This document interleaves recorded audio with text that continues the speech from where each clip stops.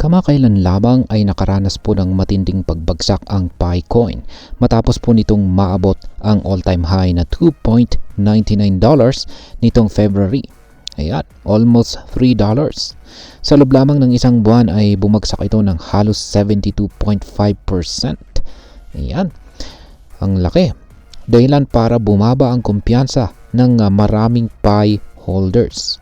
Sa kasalukuyan, ang presyo po nito ay nasa 0.82 na at patuloy na naghahanap ng support upang maiwasan ang lalo pang pagbagsak nito. Ngunit ang tanong, may pag-asa pa bang bumawi or makabangon ang presyo ni Picoin? At ayan, may mga analyst na nagsasabing posible itong tumaas muli sa $2. Ngunit may mga babala rin na maaari pa itong bumagsak ng husto. Kaya ano ang mga dahilan ng biglaang pagbagsak at ano po ang maaring gawin ng Pi Network upang mapigilan palalo ang pagkalugi dito? Kaya yan po ang siyang ating pag-uusapan sa video na ito. Pero bago po tayo magpatuloy ay pakibasa na lamang po ang disclaimer dito sa ibaba ng ating screen. Ayan.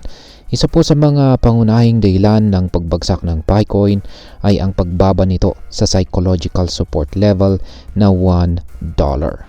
Ayan. Ibig sabihin ay maraming investor ang nawalan ng tiwala nang bumaba ito sa presyong ito. Kaya nagbenta po sila ng kanilang mga holdings na lalo pang nagpalala sa pagbaba ng presyo ng Picoin. Bukod pa rito ay may tatlong mga pangunahing dahilan kung bakit patuloy sa pagbagsak ang Picoin. Una ay araw-araw may milyong-milyong bagong Picoins na inilalabas sa market. Ayan, or na-unlock. Ngunit hindi po sapat ang demand upang ma-absorb ang supply na ito. Sa madaling salita is mas higit na nakakalamang ang selling pressure. Ayan, pangalawa ay hanggang ngayon ay hindi pa rin officially listed ang Picoin kay Binance. At syempre, maliban kay Binance ay sa mga iba pang kilalang centralized exchanges. At ito po yung naglilimita sa liquidity at saka demand nito. Pangatlo ay maraming investors ang nag-aalangan dahil sa centralized system ng Pi Network, kung saan ang control ng supernodes ay nasa team pa rin at hindi decentralized tulad ng ibang blockchain networks. Kaya sa ngayon, ang Picoin ay nasa 0.82. Ngunit ayon po sa technical analysis, maaring may pagkakataon po itong bumalik sa mataas na presyo kung makakahanap po ito ng sapat na support. Ngayon, ano po ang posibleng makatulong para muling tumaas ang presyo ng Picoin? Ayan. Bagamat bumagsak po ang presyo ng Picoin, hindi pa ito nangangahulugan na wala na talaga itong pag-asa. Ayon po sa mga eksperto, may ilang hakbang na maaari pong gawin upang magkaroon ng price rebound ang Picoin. Una, dati umaabot po sa 13 million na Picoins ang inilalabas araw-araw or na-unlock araw-araw. Ngunit ibinaba na po ito ng Picore team ng 3.8 million.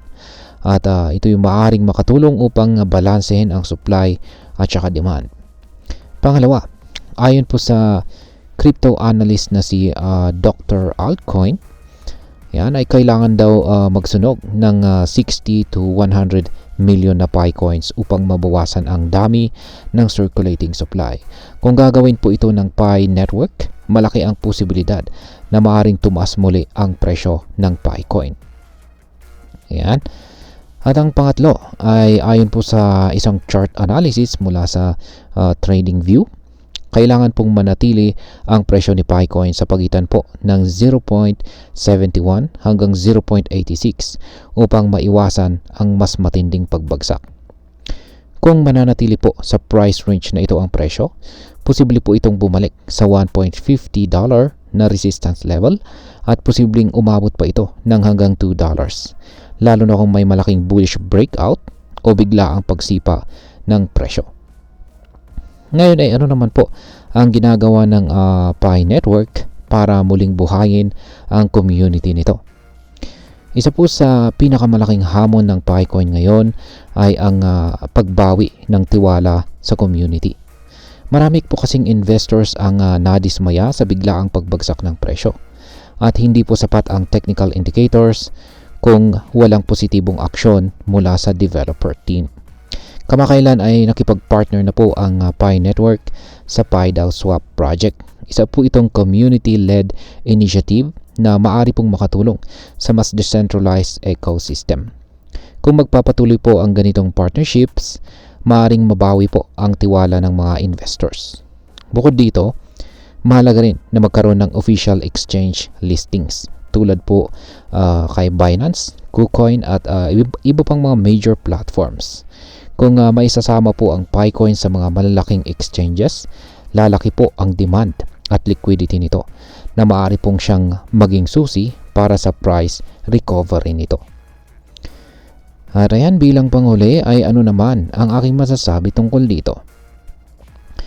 Una ay kung long-term investor ka po, mas mainam na hintayin ang susunod na developments, lalo na kung magpapatupad ng token burning ang Picore team at magiging mas decentralized ang system ng Pi Network.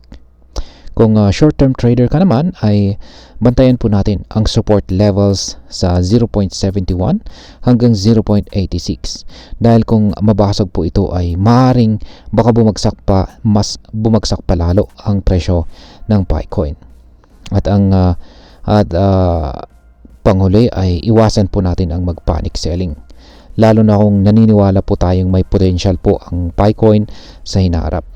Sa madaling salita ay nasa kamay po ng Pi Network at ang kanilang mga developers kung muling aakyat ang presyo ng Picoin. Kung makakahanap po ito ng bagong investors, strategic partnerships at saka exchange listings, maaari pong magkaroon ito ng bullish run patungo sa $2 na price target. Sa kabuuan, ang Picoin ay nasa isang critical na yugto. Maaari po itong magpatuloy sa pagbagsak kung hindi maayos ang supply-demand problem nito. Ngunit may posibilidad rin itong pumawi or makabangon kung may positibong hakbang mula sa Pi Network team. At ayan, hanggang dito na lamang po tayo sa video na ito mga ka-crypto. Marami pong salamat sa panonood. Ingat po tayo lagi at God bless po sa ating lahat.